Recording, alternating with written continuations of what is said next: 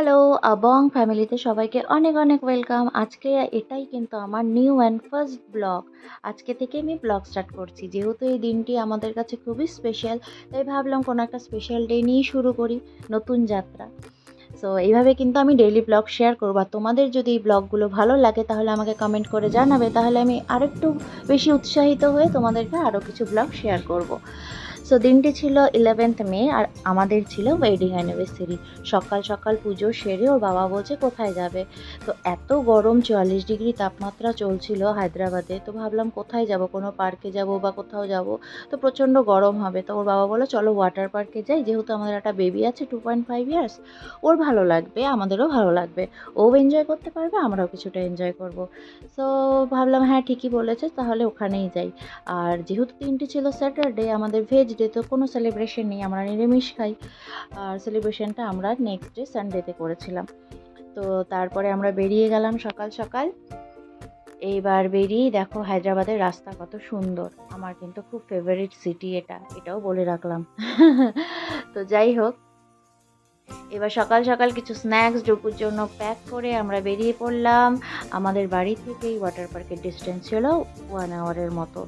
তো 1 আওয়ার আমরা গান শুনতে শুনতে ঝগড়া করতে করতে চলে গেলাম, কারণ ওর বাবা কিন্তু আমাকে আগে থেকে বলে দিয়েছিল বেশি ভিডিও নিয়ে মাতামাতি করো না, খালি নর্মালি এনজয় করো। এবং আমি না একদমই অপোজিট ওর বাবার, মানে ওর বাবা যতটা এগুলো অপছন্দ করে আমি ততটাই এগুলো পছন্দ করি। এবার কোথাও গিয়ে ফটো তুলে দেবে না, ভিডিও করে দেবে না, এই নিয়ে তো আমাদের ঝামেলা চলতেই থাকে, এবং সেই ঝামেলা সাইডে রেখে আমি আমার কাজ করতেই থাকি, কারণ আমাকে তো করতেই হবে। দেখো গল্প করতে করতে চলেও এসেছি। এটা হচ্ছে জলবিহার, আমরা এই ওয়াটার পার্কে এসেছিলাম। এবং ওয়াটার পার্কে এসে পৌঁছে ওর বাবা গিয়েছে পার্কিং, আর এটুকু টাইমে আমি চুপ করে করে নিয়েছি একটু আমার ভিডিও অ্যান্ড ফটোশ্যুট। আর এই ভিডিও শ্যুটটা করার সময় ওর বাবা আমাকে দেখে ফেলেছে, দেখে ফেলে বলছে তুমি এখানে এসে স্টার্ট হয়ে গেছো। তাই এটা নর্মাল কেস, এরকম চলতেই থাকে। আর ডুকুকে দেখো, ডুকুকে বলছি এখানেই স্লাইড করছিস কেন বাবা, আমরা তো অনেক বড় বড় স্লাইডে যাব। এই বলতে বলতে ওয়াটার পার্কে আমরা ঢুকে পড়েছি। ভাগ্যিস সানগ্লাসটা নিয়ে এসেছিলাম, কারণ বাকি আমার চোখটা বাদ দিয়ে বাকি আমার স্কিন সবটাই পুড়ে গিয়েছিল, এত ট্যানিং হয়েছিল, মনে হচ্ছিল যেন গোয়া থেকে ফিরেছি একদিনের মধ্যে। আর এইটুকু টাইম দেখতে পাচ্ছ বাবা কীরকম মুখটা করে আছে, কারণ এইটুকু টাইম ঝগড়া চলছে, কেন ফোনে ভিডিও করছো, কেন ফটো করছো। বাবা ভাবছে সব কিছুই বোধহয় আমি কিছু একটা বানাবো। আমি বললাম যাই হোক, সব কিছুই তো শো অফ করার জন্য না, কিছু কিছু মেমোরি কালেক্ট করার জন্যও হয়। আর এই ভিডিও ফটোশ্যুটগুলো আমি অ্যাজ এ মেমোরি সবসময় কালেক্ট করি। আমার ভালো লাগে, সবার চয়েস যে সেম হবে তেমন তো কোনো কথা নেই। ওর বাবা যতটা এগুলো অপছন্দ করে আমি ততটাই এগুলো পছন্দ করি। তো আমরা এখানে ভীষণ মস্তি করছিলাম, আর ডুগু তো সব থেকে বেশি মস্তি করছিল, জল থেকে উঠতেই চাইছিল না। ওর জন্য এই সুইমিং রিংটা ওখান থেকে কিনে নিয়েছি, যাতে ওর একটু সুবিধে হয়। এই সুইমিং রিংয়ে ওখানে সামনে ছিল স্লাইড। এইবার ডুগু আমাকে বলছে মা আমি স্লাইড করবো। আমি বলছি তোকে নিয়ে আমি কী করে স্লাইড করবো, আমার কোমরে ব্যথা আছে, তোর যদি বাই চান্স লেগে যায়। বলছে না না আমি জানি না, আমি করব।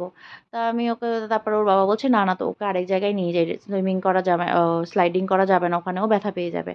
ওকে আরেক জায়গায় নিয়ে গেছি, সেখানেও থামছে না, ওর একটাই কথা আমি স্লাইড করব স্লাইড করব স্লাইড করব। ঠিক আছে তাহলে চল স্লাইড করব। এই বলে ওকে বুঝিয়ে সুঝিয়ে নিয়ে এসেছি।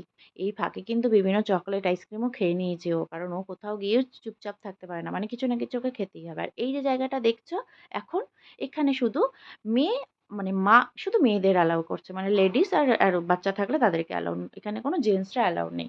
সব ছেলেদেরকে দেখো বাইরে দাঁড়িয়ে আছে, মানে তার ফ্যামিলির জন্য বাইরে ওয়েট করছে। আর এই যে ডুগুকে দেখো, ডুগুকে নিয়ে ওর মা নামছে, স্লাইড করছে, কারণ ডুগুর বায়না এটা করতেই হবে। এবং এগুলো আমরা অনেকবার করেছি, করতে গিয়ে নাকে মুখে অনেক জায়গায় ব্যথাও পেয়েছি। ওই বড় স্লাইডটা তো আমি একা উঠেছিলাম, সেটার আর ভিডিও করা হয়নি।